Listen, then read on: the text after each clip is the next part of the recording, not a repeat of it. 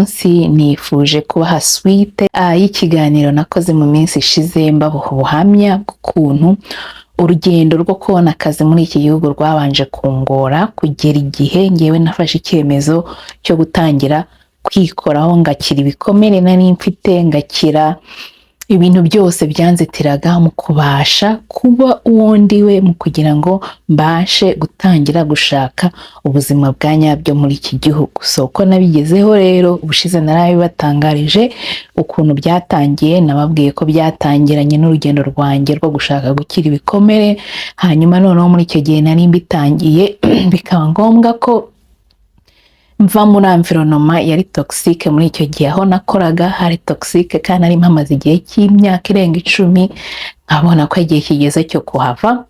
Namara kuhava rero gahoro gahoro Imana ikagenda incira inzira y'ukuntu ibintu bigomba kugenda.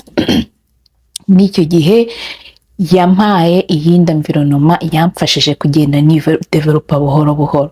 Iyi environnement yampaye rero nigiye nahuraga n'abantu bari kwigisha financial literacy education, hanyuma nkareba ibintu bari kwigisha nkabona ari ibintu bifite akamaro, ku buryo nanjye nageze igihe nkumva ko ari ibintu nshaka gukora, nkabikora mbikunze kandi nkabona akamaro kabyo, nkabona n'icyo nabashije kugenda mbikoresha ibyo nagiye nigiramo ko nabishyize mu buzima bwanjye bwite, ndetse nkabasha no kubikoresha mu buzima professionnel, bikaba bingejeje aho ngeze aha ngaha. Rero uyu munsi muri iki gitondo nakoze ya interview nigeze kubabwira mu kiganiro gishize, mbabwira ko hari interview nari ntegereje yo gukora, kandi akaba ari interview noneho yari iri kunjyana mu kazi k'ibintu nigiye, ibintu nize nkunze, akaba ari igihe nari ngeze cyo kugeramo ngatangira kubikora bya kinyamwuga. Ubwo rero uyu munsi nakoze interview y'ako kazi. Hakubwira ukuntu iri joro naraye nasinziriye ndi gusubiramo, ndi kubyiga, nararanye ibitabo ku ruhande rwanjye, wagira ngo kubirarana ariko byari biri kwica mu mutwe. Ariko nyine igihe cyageze ninjira muri interview, nayikoreshejwe n'abantu 2, hanyuma rero igenda neza cyane rwose, ku buryo n'ubwa mbere bimbaye kuva nakwitwa ngiye kuva nagera muri Canada, n'ubwa mbere mpawe akazi nkagahabwa on the spot nyiri muri interview, kandi noneho bakakama ari akazi full time kandi na permanent. Njya gukora interview, yari interview y'akazi kari temporaire, bari baranyoreje kari akazi temporaire, nari gukora igihe cy'amezi 6 iyo bakama. Ariko nageze muri interview, abambajije baba impressionné, babona ubumenyi mfite, babona experience mfite, yaba experience yo mu kazi, yari experience personnelle, ari ibintu bijyanye no gukora akazi. Bari kumba ku interview akazi nifuza gukora. Rero birangiye bakamaye, ubu ngubu noneho biremewe ko ngiye gutangira gukora, byemewe n'amategeko nk'umu crisis response counselor.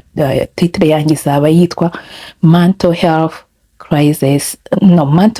substance use access / crisis response counselor. Akaba ari ibintu ngiye gukora, ari ibintu nkunze, ari ibintu maze kugiramo ubumenyi buhagije, bikaba biri no kumfasha, akaba ari ibintu ndi kugenda nkoresha, ndi kugenda mbasangiza namwe kuri iyi YouTube channel ubuzima bwanjye bw'ibintu nabayemo, aho natangiriye, aho ngeze, naho ndi kugana.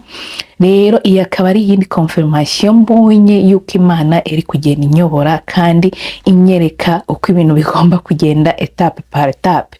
So aka kazi nkabonye ngashaka kandi ngakunze, kandi nkaba mbona icyo kazamarira n'uburyo kazagenda kamfasha kugenda nkomeza kwiyungura ubumenyi bwo kugaruka nkabasangiza, nkabaganiriza ku buryo umuntu ashobora gukira ibikomere bya nyabyo, hanyuma noneho akabona umwanya akoresha mu kwitekerezaho no kwidevelopa no kubasha kwiteza imbere.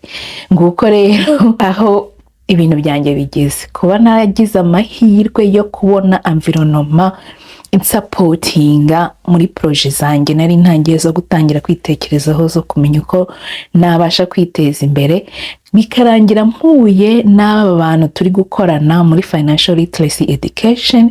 Byamfunguye amaso ku buryo bugaragara, byamfunguye amaso mu kumenya uko umuntu ashobora kwiteza imbere agendeye ku mpano afite, agendeye ku bumenyi afite, utagendeye gusa ku murimo, ku isoko ry'umurimo. Umurimo burya nubwo tuyishaka, nubwo tuyitakazamo igihe kinini, umurimo ntago ari wo ugufasha kubasha gutera imbere mu buryo bwa nyabyo iyo ushaka gutera imbere. Rero kuba naragize amahirwe yo guhura n'aba bantu banyigishije uko umuntu atangira kwitekerezaho, ugatangira kwikorera marketing yaho bwawe, ugatangira kumenya uko ushobora kwishakira clientele n'ibindi, nibyo bibashije gutuma mbasha kwinjira mu isoko ry'umurimo kandi nkinjira mu kazi nifuza. None ako kazi kakaba ariko kagiye kuzajya kanamfasha kuza hano nkabaganiriza ku bintu bijyanye no gukira ibikomere, kandi mbivuga mu buryo buri professionnel.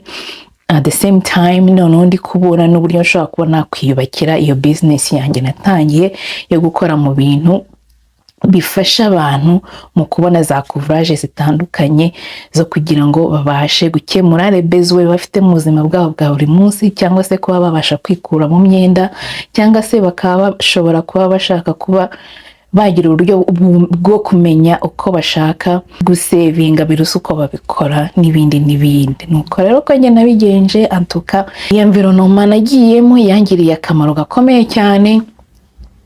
Abayijyamo bakavamo bumva ko ntacyo yabamariye, cyangwa se babone tazi icyo ukora, nuko baba bagiyemo nta objective bafite z'icyo bashaka kugeraho, cyangwa se bahuye n'umuntu utabasha kubasobanurira reyeroma icyo iyi business ikora, hanyuma noneho bakavayo bavangiwe kurushaho. Kandi erega iyo umuntu atari kumva ikintu ashaka kugeraho, agahura akabijyamo atazi ibyo arimo ari gukurikira abandi, niyo mpamvu ibintu bipfira. Njyewe nagiyeyo nzi ikinjyanye, njyayo mfite objective, hanyuma ngira ibyo nigira muri iyo business, mbasha kubyigirayo, biramfasha, ndabigarura mbikoresha mu buzima busanzwe, mbikoresha mu buryo bwo gushaka akazi kimbise, birangiye mbonye ibyo nifuza. Noneho nkaba mbona ko n'ibindi byose ngiye gukora bigiye kujya ku murongo. Rero ku bantu baba hano surtout muri Canada no muri US, mwaba mushaka kwigira kuko njyewe nabigezeho, ndaza gushyira link hasi kuri iyi nindangiza video, muze kureba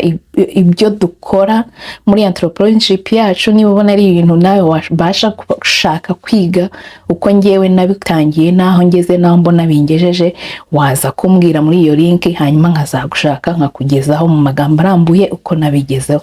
Ngayo nguko dore akazi nakabonye, ngiye gutangira ngakora noneho mu buryo bwa kinyamyuga, kandi ariko nzajya ngenda ngaruka nkabaganiriza kuri iyi channel, tuganira ku bintu bijyanye no gukira ibikomere, kugira ngo noneho tubone umwanya wo kubasha uko dukomeza kwiteza imbere kandi duteza imbere n'abandi. Mukomere rero, mukomeze mugire umunsi mwiza, Imana ibarinde.